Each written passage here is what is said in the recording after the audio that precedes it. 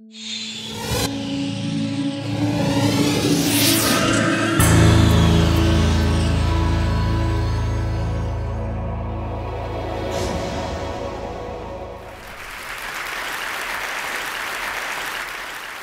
story starts in Kenya in December of 2007 when there was a disputed presidential election. And in the immediate aftermath of that election, there was an outbreak of ethnic violence. And there was a lawyer in Nairobi, Oriakola, who some of you may know from her TED Talk, who began blogging about it on her site Kenyan Pundit. And shortly after the election and the outbreak of violence, the government suddenly imposed a significant media blackout. And so weblogs went from being commentary as part of the media landscape to being a critical part of the media landscape in trying to understand where the violence was. And Akola solicited from her commenters more information about what was going on, and the comments began pouring in, and Akola would collate them, she would post them, and she quickly said, "It's too much. I could do this all day, every day, and I can't keep up. There is more information about what's going on in Kenya right now than any one person can manage. If only there was a way to automate this." And two programmers who read her blog held their hands up and said, "We could do that." And in 72 hours, they launched Ushahidi. Ushahidi, the name means witness or testimony in Swahili, is a very simple way of taking reports from the field, whether it's from the web or critically via mobile phones and SMS, aggregating it and putting it on a map. That's all it is, but that's all that's needed, because what it does is it takes the tacit information available to the whole population. Everybody knows where the violence is, but no one person knows what everyone knows. And it takes that tacit information and it aggregates it and it maps it and it makes it public. And that maneuver, called crisis mapping, was kicked off in Kenya in January of 2008. And enough people looked at it and found it valuable enough that the programmers who created Ushahidi decided they were going to make it open source and turn it into a platform. It's since been deployed in Mexico to track electoral fraud. It's been deployed in Washington, D.C. to track snow cleanup. And it's been used most famously in Haiti in the aftermath of the earthquake. And when you look at the map, now posted on the Ushahidi front page, you can see that the number of deployments in Ushahidi has gone worldwide. Right? This went from a single idea and a single implementation in East Africa in the beginning of 2008 to a global deployment in less than 3 years. Now, what Akola did would not have been possible without digital technology. What Akola did would not have been possible without human generosity. And the interesting moment now, the number of environments where the social design challenge relies on both of those things being true. That is the resource that I'm talking about. I call it cognitive surplus, and it represents the ability of the world's population to volunteer and to contribute and collaborate on large, sometimes global projects. Cognitive surplus is made up of two things. The first, obviously, is the world's free time and talents. The world has over 1 trillion hours a year of free time to commit to shared projects. Now, that free time existed in the 20th century, but we didn't get Ushahidi in the 20th century. That's the second half of cognitive surplus. The media landscape in the 20th century was very good at helping people consume, and we got, as a result, very good at consuming. But now that we've been given media tools, the internet, mobile phones, that let us do more than consume, what we're seeing is that people weren't couch potatoes because we liked to be. We were couch potatoes because that was the only opportunity given to us. We still like to consume, of course, but it turns out we also like to create and we like to share. And it's those two things together, right? Ancient human motivation and the modern tools to allow that motivation to be joined up in large-scale efforts that are the new design resource. And using cognitive surplus, we're starting to see truly incredible experiments in scientific, literary, artistic, political efforts, designing. We're also getting, of course, a lot of LOLcats. Right? LOLcats are cute pictures of cats made cuter with the addition of cute captions, and they are also part of the abundant media landscape we're getting now. This is one of the participatory one of the participatory models we see coming out along with Ushahidi. Right? Now let us stipulate, as the lawyers say, that LOLcats are the stupidest possible creative act. Right? There's others there are other candidates, of course, but LOLcats will do as a general case. Right? But here's the thing. The stupidest possible creative act is still a creative act. Right? Someone who has done something like this, however mediocre and throwaway, right, has tried something, has put something forward in public. And once they've done it, they can do it again, and they can work on getting it better. Right? There is a spectrum between mediocre work and good work, and as anybody who's worked as an artist or a creator knows, it's a spectrum you're constantly struggling to get on top of. The gap is between doing anything and doing nothing. Right? And someone who makes a LOLcat has already crossed over that gap. Now, it's tempting to want to get the Ushahidis without the LOLcats, right? To get the serious stuff without the throwaway stuff. But media abundance never works that way. Freedom to experiment means freedom to experiment with anything. Even with the sacred printing press, we got erotic novels 150 years before we got scientific journals. Right? So rather than focus right now, so before I talk about what is, I think, the critical difference between LOLcats and Ushahidi, I want to talk about their shared source. And that source is design for generosity. Right?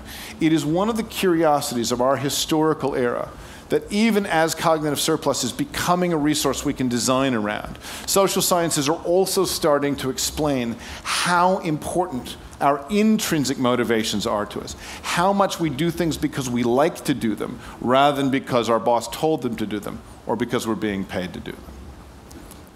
This is a graph from a paper by Uri and Alfredo Rustaccini, who set out to test at the beginning of this decade what they call deterrence theory. And deterrence theory is a very simple theory of human behavior. If you want someone to do less of something, add a punishment and they'll do less of it.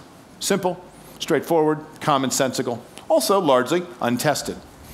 And so they went and studied 10 daycare centers in Haifa, Israel. And they studied those daycare centers at the time of highest tension, which is pickup time. At pickup time, the teachers who have been with your children all day would like you to be there at the appointed hour to take your children back. Meanwhile, the parents, perhaps a little busy at work, running late, running errands, want a little slack to pick the kids up late.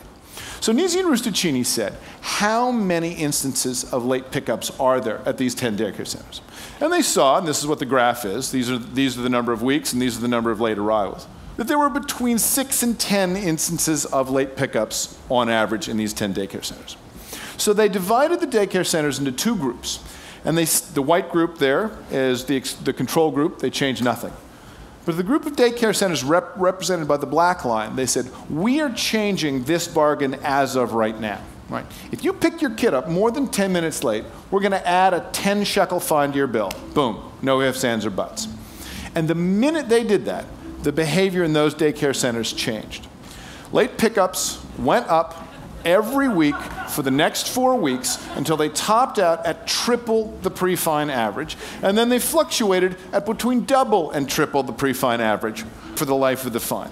And you can see immediately what happened, right? The fine broke the culture of the daycare center. By adding a fine, what they did was communicate to the parents that their entire debt to the teachers had been discharged with the payment of 10 shekels, and that there was no residue of guilt or social concern that the parents owed the teachers. And so the parents quite sensibly said, 10 shekels to pick my kid up late. What could be bad? The explanation of human behavior that we inherited in the 20th century was that we are all rational, self-maximizing actors.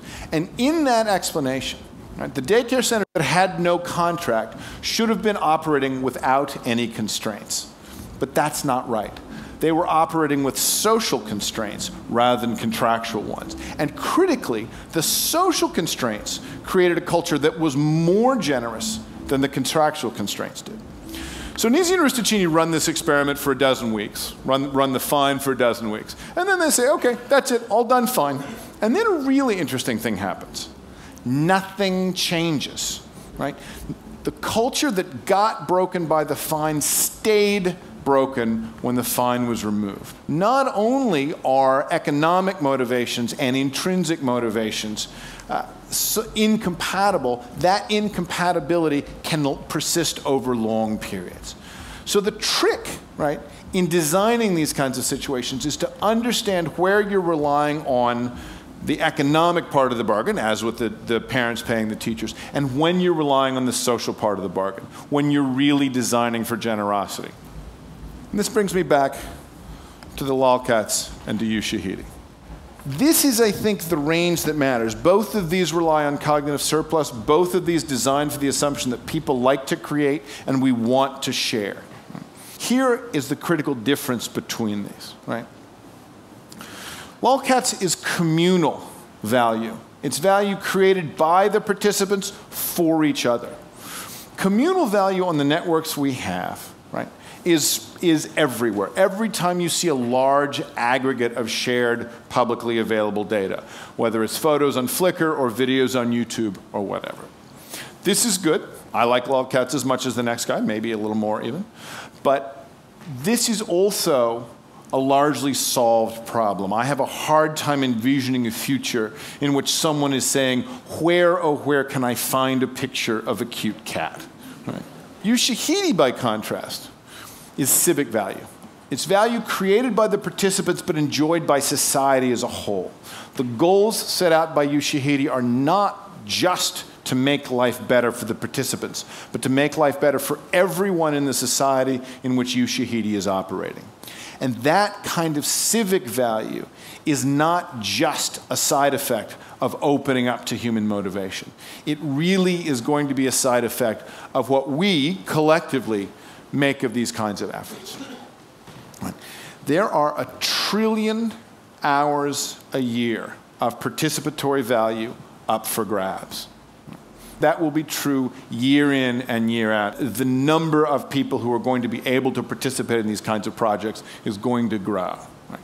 And we can see that organizations designed around a culture of generosity can achieve incredible effects without an enormous amount of contractual overhead, a very different model than our default model for large-scale group action in the 20th century. What's going to make the difference here, right, is what Dean Kamen said, the inventor and entrepreneur. Kamen said, free cultures get what they celebrate. Right? We've got a choice before us. Right? We've got this 1 trillion hours a year. We can use it to crack each other up, and we're going to do that. That we get for free. But we can also celebrate and support and reward the people trying to use cognitive surplus to create civic value. And to the degree we're going to do that, to the degree that we're able to do that, we'll be able to change society. Thank you very much.